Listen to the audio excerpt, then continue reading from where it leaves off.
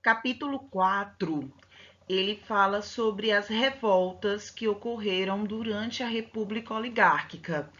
Teve uma hora que a população brasileira se irritou com os desmandos promovidos pela República Oligárquica, pela política dos governadores, política café com leite, e reagiu à sua forma a esses desmandos, né? Especialmente contra a falta de participação política. Nós vamos iniciar com as revoltas urbanas. As duas estudadas, a revolta da chibata e a revolta da vacina, elas ocorreram na capital do Brasil, que na época era o Rio de Janeiro. Dessa cidade, né, que era a capital do país, a população reagiu ao seu modo a imposições, os desmandos e descasos das autoridades no trato com os mais pobres. Em 1902, chegou ao poder Rodrigues Alves, representando a oligarquia paulista, e ele decidiu higienizar a cidade do Rio de Janeiro, que até então era a capital federal, e confiou essa tarefa ao seu prefeito, o engenheiro Pereira Passos. O prefeito, por sua vez, pediu aos banqueiros internacionais um empréstimo equivalente a 4 milhões de libras para cumprir a tarefa. Então, sem consultar a população mais baixa, né, e aos gritos de bota abaixo, os funcionários da prefeitura demoliram em menos de um ano cerca de 600 habitações coletivas e 700 casas do centro da cidade. Essas casas, formadas em cortiços, eram antigos casarões ocupados pela população mais pobre. E todo esse ato deixou pelo menos 14 mil pessoas sem teto. Os moradores dessas construções foram expulsos para as periferias da cidade ou para áreas impróprias para construção, como morros e mangues. Essa situação acabou gerando a chamada Essa situação acabou gerando a revolta da vacina no Rio de Janeiro, né? Além do apoio do prefeito Pereira Passos no processo de urbanização do Rio de Janeiro, ele contou também para o cargo de diretor-geral da Saúde Pública o médico sanitarista Oswald Cruz, que deu prioridade ao combate à febre amarela, varíola e a peste negra, peste bubônica, doenças que na época se alastravam na cidade do Rio de Janeiro.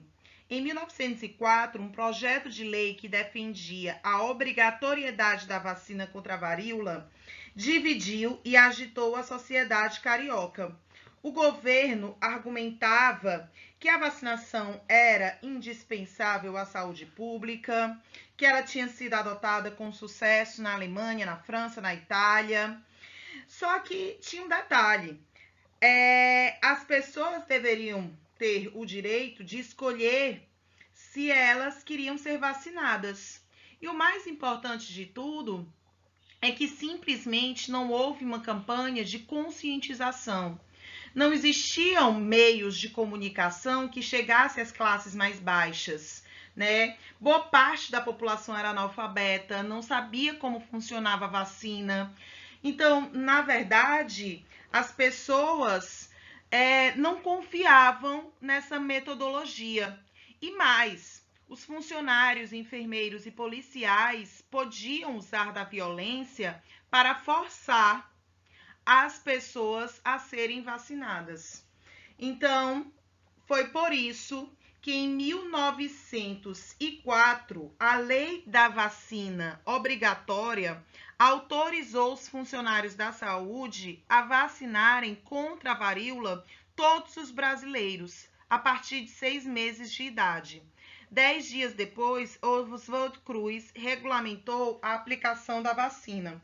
Os desobedientes, eles foram ameaçados com pesadas multas.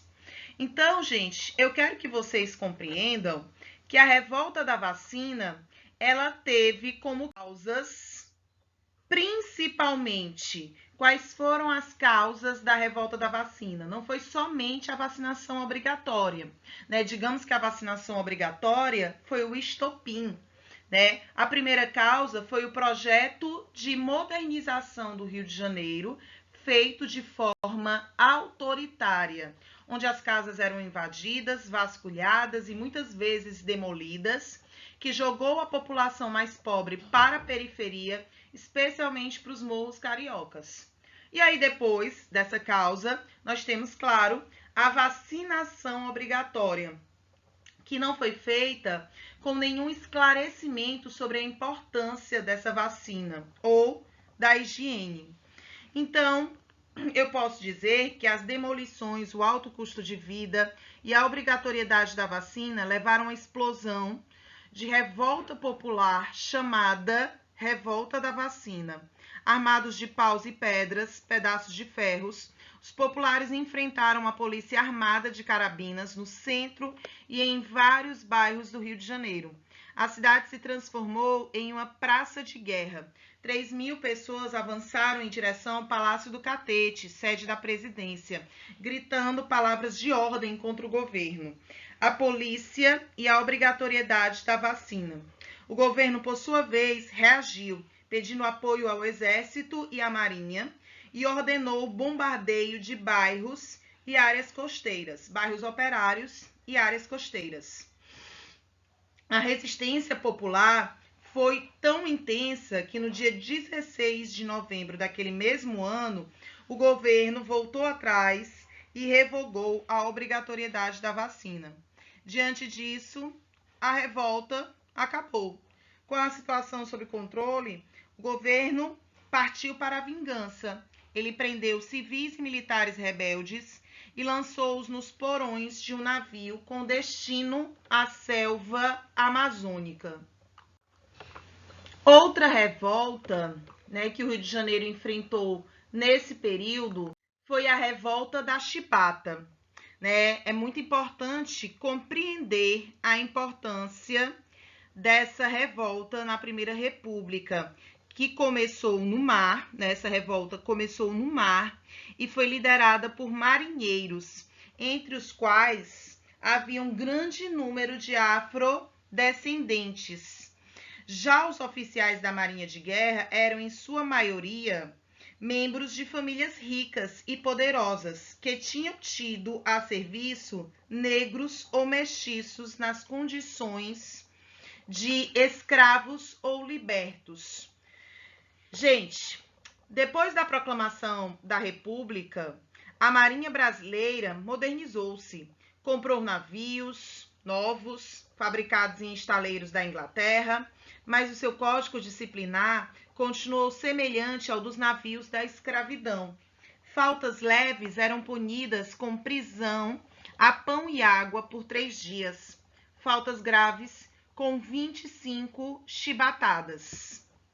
Foi aí que no dia 16 de novembro de 1910, durante uma viagem com destino ao Rio de Janeiro, um marinheiro negro chamado Marcelino Rodrigues foi condenado a 250 chibatadas, embora o regulamento previsse apenas, no máximo, 25. A indignação tomou conta dos marinheiros. No dia 22 de novembro de 1910, liderados por João Cândido, que foi o grande líder desse movimento, eles dominaram os oficiais e assumiram o comando de 2 importantes navios de guerra, Minas Gerais e São Paulo. Com bandeiras vermelhas hasteadas, eles exigiram do presidente da República, que na época era o Hermes da Fonseca, o fim dos castigos corporais.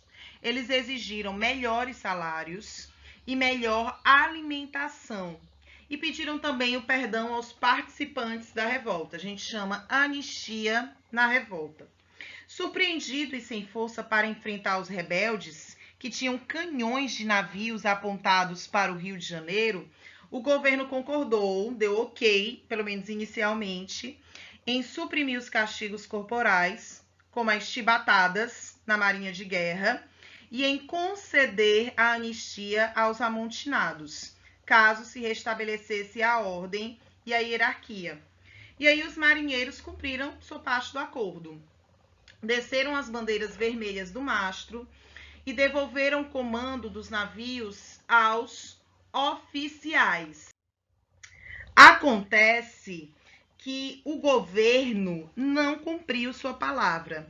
2 dias depois, baixou um decreto que permitia a expulsão da Marinha dos participantes do movimento e eles seriam julgados. Então, ele começou a perseguir esses marinheiros. O João Cândido, que era o grande líder do movimento, foi preso e internado como louco num hospital de alienados.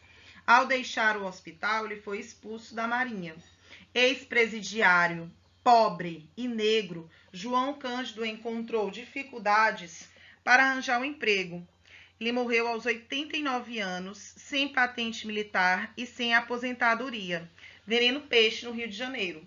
Mas aí a história depois resgatou, todo o histórico do João Cândido, que na época era chamado de o Almirante Negro. Claro que ele nunca chegaria a esse cargo de almirante, mas falavam isso mesmo como forma de homenagem a ele, E aí, já na década de 60, foi feita uma poesia que foi musicada em homenagem a ele, que é o Mestre Sala dos Mares, que fala desse almirante negro, da participação dele como líder da revolta da Chibata.